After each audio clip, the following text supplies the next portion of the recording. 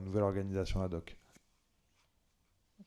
Bah, je vous demande toutes ces précisions parce qu'on nous on a regardé sur le site du ministère et sur d'autres endroits où il y a l'affichage Signal Sport et en fait c'est pas si évident que ça en fait à comprendre le fonctionnement de la cellule déjà et c'est pas si évident de savoir que une victime par exemple peut saisir d'elle-même la cellule Signal Sport. Donc il y a effectivement le renvoi sur le 119, mais normalement les victimes peuvent directement. D'accord. Mais le 119, il est censé orienter, me semble-t-il, vers ce dispositif-là. Alors normalement la victime peut directement écrire à Signal Sport et ça va. D'accord. Alors ça, je ne sais pas si c'est explicite effectivement sur Voilà. la fiche. En revanche, je sais qu'il y a un dispositif d'appel et de recours au 119 qui me semble, je ne l'ai jamais expérimenté moi-même, mais doit avoir cette fonction d'orientation vers le dispositif Signal Sport.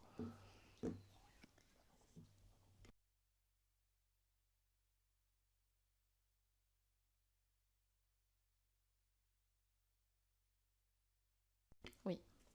Non, parce qu'on vient de revérifier sur le site du ministère. Donc, bon, en tout cas, si vous avez un exemplaire, on veut bien que vous nous l'envoyiez parce que peut-être que le matériel de la mairie de Paris est plus pédagogique que ce qu'il y a sur le site du ministère des Sports. Il y a aucun souci, mais c'est juste pour savoir. On vous enverra ce Parce qu'on que a affiché dans le... je le dis parce qu'en fonction des acteurs qu'on a pu auditionner ici, il y a même des plaquettes où il n'était pas indiqué que les victimes pouvaient saisir la cellule et que en fait c'était d'autres acteurs qui devaient saisir la cellule. Donc c'est pour ça que c'est important de savoir si on a la bonne information pour les victimes. Parce que si elles ont le sentiment qu'il faut que ça passe par un filtre avant de pouvoir signaler un fait de violence, ça devient, ça complexifie un peu les choses.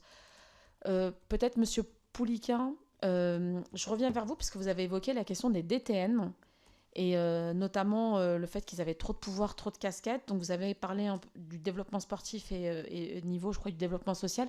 Est-ce que vous pouvez préciser un peu ce que vous voulez dire par là en termes de répartition justement des compétences ou des missions?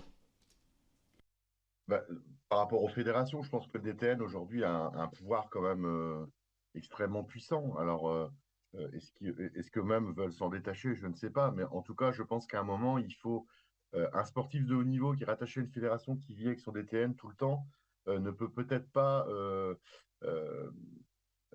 avoir l'échange qu'il veut. Or, si au niveau sein des fédérations, il pouvait y avoir des personnes plus de ressources en dehors du DTN qui soient directement aussi en lien avec les présidentes et présidents de fédération, je pense que ça serait déjà une bonne avancée pour moi. Je pense qu'il faut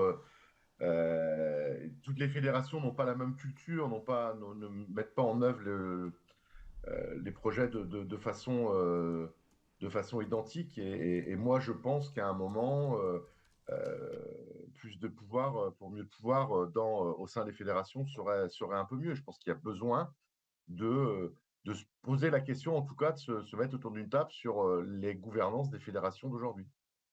Alors qu'est-ce que vous pensez d'une proposition qu'on a pu avoir de dissocier le mandat du DTN de celui du président de la fédération,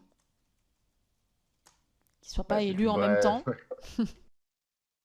Bah, écoutez, moi je pense que moi j'ai un responsable de la Maison régionale de la performance qui n'est pas un DTN, parce que c'était le choix qu'on avait fait justement de ne pas remettre la même chose quand on essaye d'innover dans le sport. C'est quelqu'un qui était à la Dragesse auparavant, enfin à la DRGSCS. Il est complètement autonome par rapport à ça. Donc je peux être que d'accord avec cette proposition. Je pense qu'à un moment, c'est quand même une délégation de l'État aux fédérations. Donc, les DTN sont déjà, il me semble, rattachés au niveau des ministères. Pourquoi pas? Mais le fait qu'ils soient attachés à l'endroit ou à un autre ne remet pas en cause la notion de gouvernance. Ce que je veux dire par là, c'est qu'on ne peut pas être personne sociale, morale et physique euh, en, en pyramide. Je pense qu'à un moment, il faut un peu dissocier les pouvoirs au sein des fédérations. Et je reviens sur le côté label. Aujourd'hui, on distribue des fonds aux fédérations. Si on met en place des labels et qu'on met après des contraintes financières, je pense que ça évoluera un peu plus vite, et notamment dans les grosses fédérations.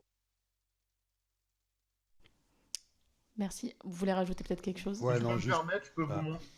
Ah, j'essaye de vous montrer, mais ça marche pas. Nous, on a ça en Bretagne, en fait. Non, on l'a Voilà, aussi Ah à oui, Paris. vous le voyez.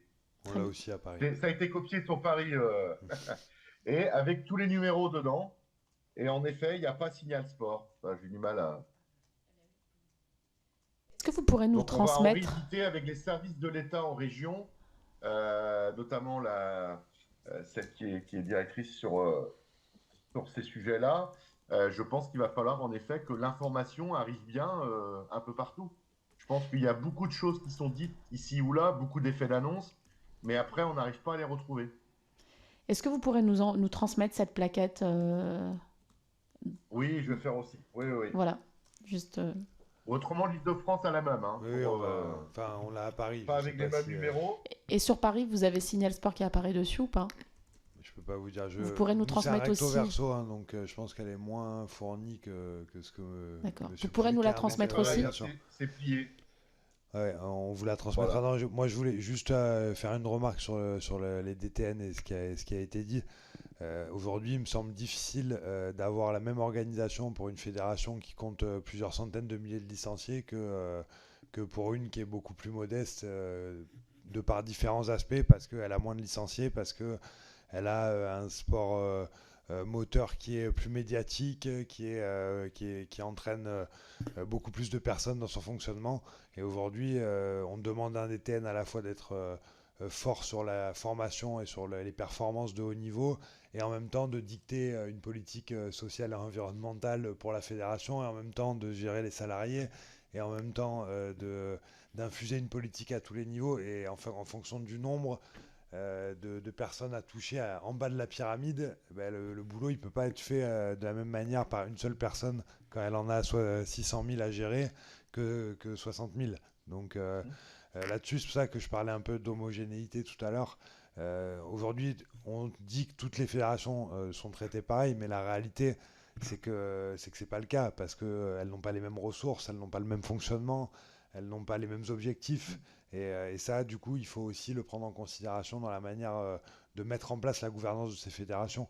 Il y en a qui sont beaucoup plus visibles médiatiquement que d'autres.